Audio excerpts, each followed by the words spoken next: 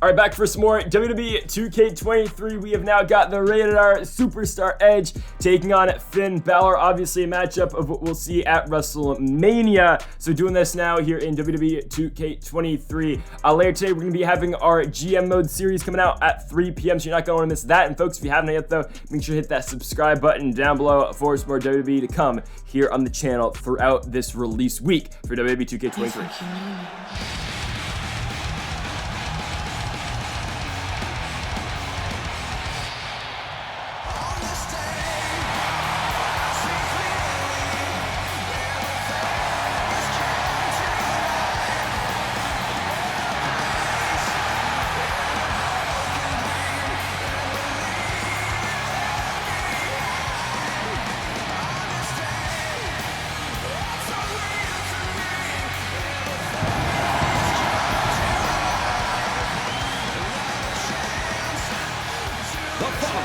Is scheduled for one fall, making his way to the ring from Toronto, Ontario, Canada, weighing in at 249 pounds, the Rated R Superstar Edge!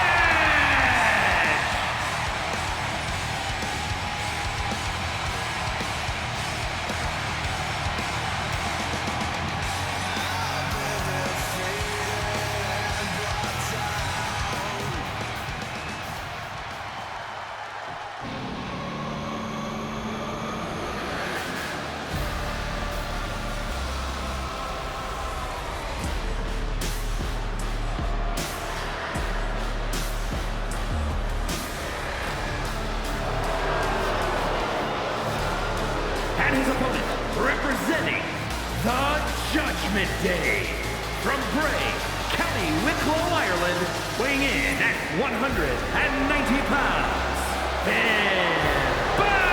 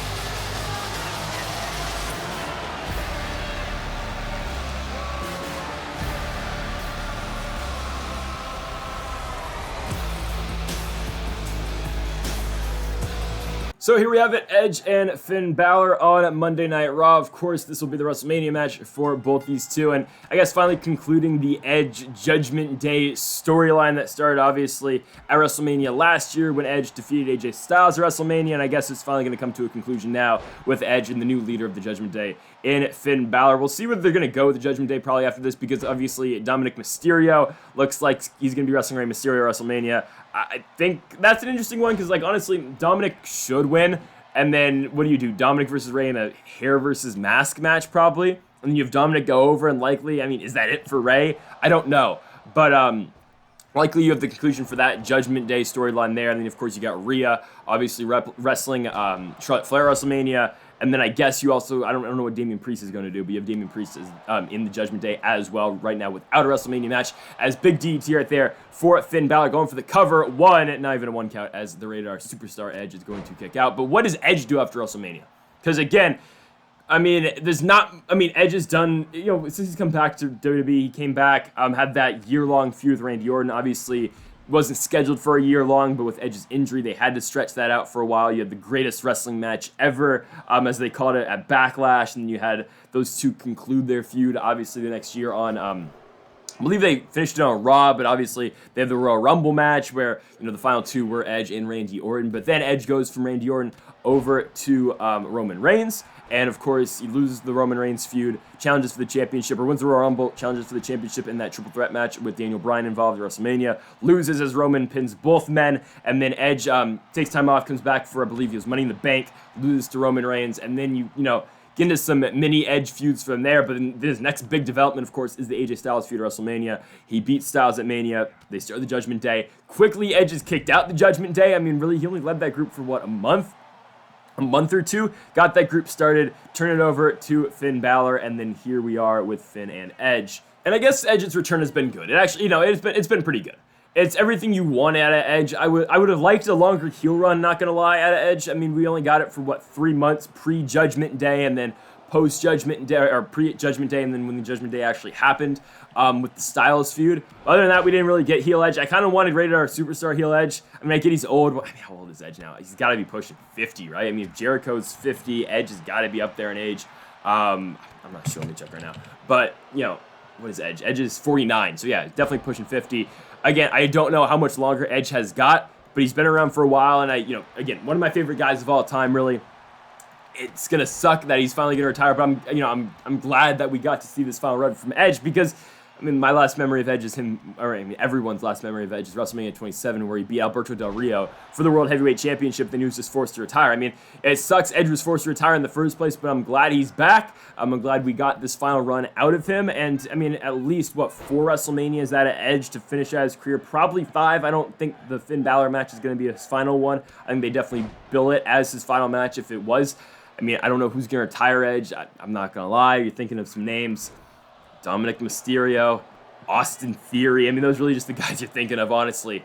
But I don't think this is it for Edge, at least this year. I think probably next year, WrestleMania 40 will be Edge's swan song. So, again, you're getting, 5 WrestleManias out of Edge to finish out his career, and we didn't think we were going to get one, right? We were excited when he speared Elias at SummerSlam on the pre-show on that, SummerSlam in Canada. So, again, glad we got this out of Edge, and I'm glad Finn Balor's back in the spotlight, I guess. Of course, I think everyone enjoyed Finn's run in NXT, and he's kind of, comes into WWE, wins the Universal Championship right off the bat, has to forfeit it, and then he's just, hasn't been doing much since. As here, we're going to get a run-in from the Judgment Day. I'm assuming it's going to be Damian Priest. Edge watching out for him. Big shock on the face of the Rated R Superstar. And still nobody. Oh, there he is, Damian Priest in the ring. Oh, unprotected chair shot to the head. The referee sees him, and the referee doesn't do anything. Okay. Cover as Priest walks away right in front of the ref, not even a 1 count. Okay, they gotta fix that, though. They gotta make sure the referee's not even looking, because the referee literally saw Damian Priest hit Edge in the head with the chair, sees Priest drop the chair, sees Priest walk out the ring, and is like, oh, okay, not going to pay attention to that. But a huge swing of things here in this matchup for Finn Balor. But going back to just, Balor as a whole, I mean, he had a lot of mid-card championships. He went back to NXT for a little bit. He was already over there, won the NXT championship, but then lost to Karrion Kross. Yeah, dropped the belt to Karrion Kross, and Karrion Kross, let's be honest, didn't have the best NXT championship run. And honestly, I couldn't even tell you what Karrion Kross is doing right now in WWE. I mean, I'm not the biggest WWE guy. I'll be honest with you. I'm a pretty big AEW fan. I've been to a couple AEW shows this year. I went to the one in Seattle on January 4th. Went to the show in Fresno on the 18th. Went to one of the Rampage in San Francisco, and just went to Revolution. Big AEW guy, so I don't really watch as much WWE as I used to, just because honestly, if I'm being honest with you, I just enjoy the AEW product a lot more than the AEW product. It's just better than the WWE product. But again, I don't think WWE is especially bad anymore. As it used to be bad, I'm not going to lie. In prime Vince running things era, it was bad. And of course, WWE is still going to have their bad spots. Of course, they're running Brock Lesnar and Omos at WrestleMania. I mean, once in a lifetime, of course, right? I mean, you see the edits on TikTok over the John Cena and The Rock at WrestleMania 28 with the same song and put Brock Lesnar no Moss over it. That's pretty funny. But yeah, I mean, that's obviously like a bad spot. I think if I had to anticipate what they're going to do with Bobby Lashley, considering Bray Wyatt's now out of WrestleMania, I think after the Madison Square Garden show, I mean, I heard rumors that he walked out, but now he's hurt. I don't know. As Finn Balor going to the top, coup de grace to Edge. I hope they still call it that. Again, that's how much I don't watch daily or weekly WWE television, but Edge, ooh, we're gonna have to use resiliency to get out of that one. So no longer does Edge have resiliency, and Finn Balor on the attack here against the Rated R Superstar as Edge looking to come back here, but 2 finishers stored up for Edge. We just gotta find a way, and we gotta find some momentum and some, stamina to build up that running spear, but it's still been all Finn Balor throwing Edge against the ropes. Big stomp to Edge as well. Going back up at the top. Is Finn going to go for it yet again? He will not. It's just a dive right there against Edge. But yeah, we'll see where Edge goes from Mania. Finn, again, with the Judgment Day, we'll see. I'm assuming they're going to pick up a lot of momentum with Dominic beating Ray. And trying to get our comeback going right there with Edge, but not going to get it. Balor now going to slam him using his signature. You're thinking coup de grace now for Balor. No, he's going to go for the cover. Count 1, 2. Oh, not even a 2 count as Edge is going to kick out.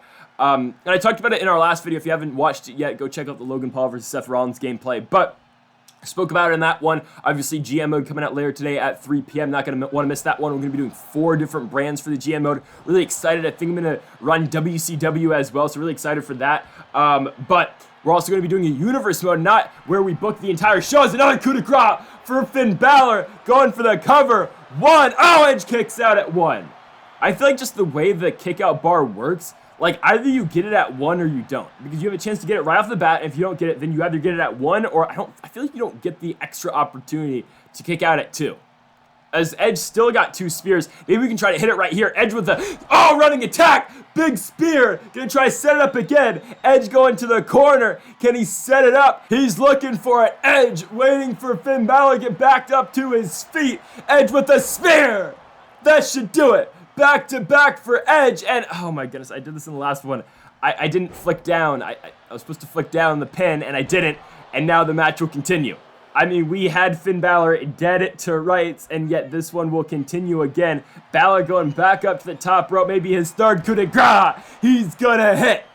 Cover potentially for Finn Balor. Ref getting over there. 1. Oh my goodness, we kicked out at 1 again. But see what I'm talking about, though? I feel like you either kick out at 1 or you just don't kick out at all.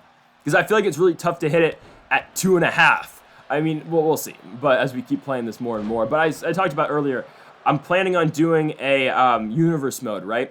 With this game. And not the universe mode where you book every single match and you have to run an entire brand, which I was thinking about doing last year with doing a bunch of custom superstars with AEW. And I'm still thinking about doing it again, which we might. But it's going to take some time to do that. And obviously, it's going to take a while to produce those videos. But I think definitely you can do it. We can do a universe mode, as there's a new feature this year in this year's game with just an individual wrestler. And I think one of the guys I'd like to use potentially would be Edge. I think Edge would be a really fun one to use. We definitely do Sami Zayn, of course, coming off his storyline with the Bloodline. That would be a very interesting thing to do. We could do him. I was thinking we can do Cody, but I feel like Cody, again, is pretty set on winning the championship at WrestleMania, so there's really not much to do with that.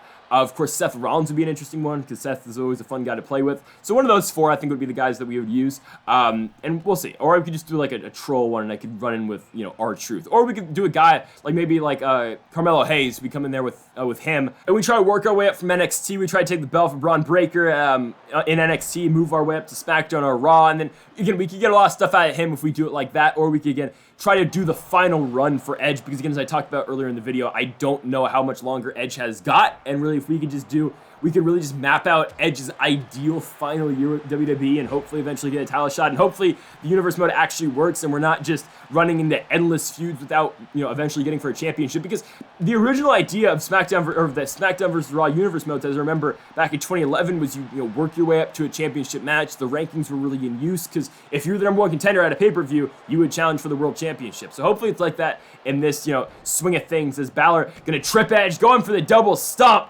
Balor going back up at the top, looking for his 4th coup de grace. Might be if he lands. He does. We're going to need another kick out at 1 from Edge. He can't get it. Last shot. Doesn't. Match over. Folks, thank you for watching. Finn Balor wins. Make sure to hit that subscribe button down below for more. Make sure to like if you did enjoy the video. Thank you for watching. I'm Mamba Forever.